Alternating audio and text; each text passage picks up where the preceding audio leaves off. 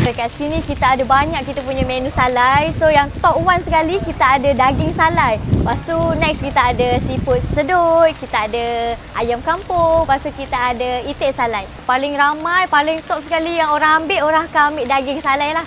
Yang ni sekarang kita tengah bakar ikan keli. Sebab kat depan stok kita dah tinggal sikit, so kita bakar barulah. Lagi kita ada ikan siakap, kita ada ikan cencaru, kita ada ikan talapia merah, lepas tu kita ada ikan keli lah. Kat sana kita ada sate kambing Surabaya. Satu set ada 5 cocok, RM12, 5 portion saja. Kalau salai dari RM12 sampai RM14 saja. Kalau dia ikut saiz betul. Harga dia macam tinggi sikit, ikan pun besar lah. Boleh pilih sama ada nak duduk luar atau dalam. Dalam kita sediakan aircon lah, sejuk sikit. Yang ni tahu bergedil daging salai. Dalam ni kita sumbat dengan daging salai.